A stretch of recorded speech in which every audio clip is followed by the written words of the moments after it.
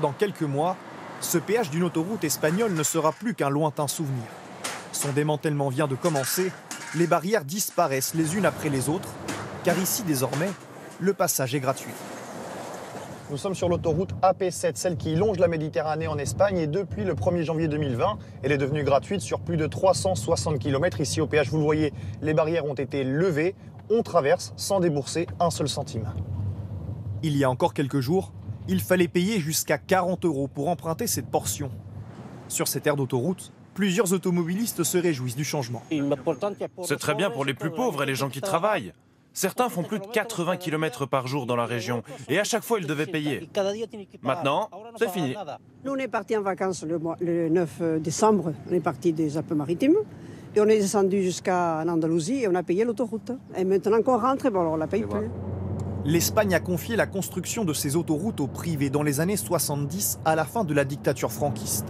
50 ans plus tard, ces contrats de concession prennent fin et ne sont pas renouvelés.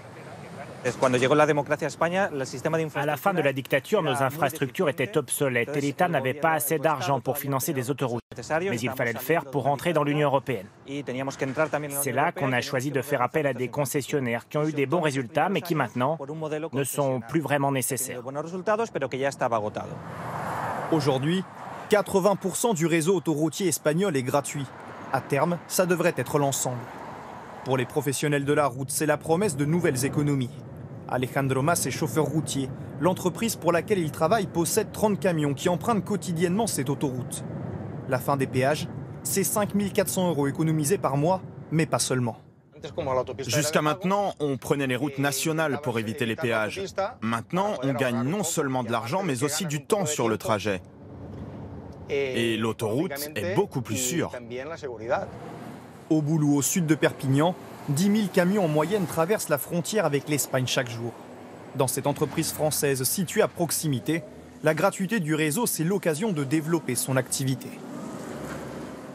Dès le moment où on a un transport qui est moins coûteux en Espagne, bien évidemment que ça va se répercuter au niveau de notre compétitivité. Ça nous permettra simplement d'attirer, je l'espère, plus de clients.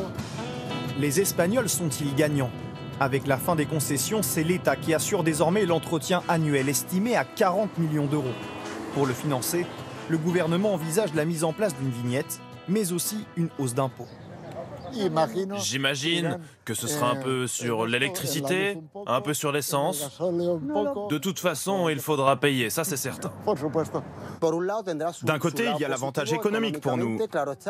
Mais de l'autre, l'autoroute ne sera plus privée et donc elle pourrait être moins bien entretenue. Peut-on un jour voir le même modèle en France ? En 2006, la privatisation des principaux axes autoroutiers avait rapporté 15 milliards d'euros dans les caisses de l'État. Depuis, le prix des péages a augmenté de 20% en 10 ans. Les contrats conclus avec les concessionnaires sont prévus au moins jusqu'en 2032 et pas question d'y toucher pour l'instant. Selon le gouvernement, revenir sur cet engagement avant la date prévue est irresponsable compte tenu de l'indemnisation qui serait versée aux sociétés d'autoroutes, un montant minimum de 29 milliards d'euros.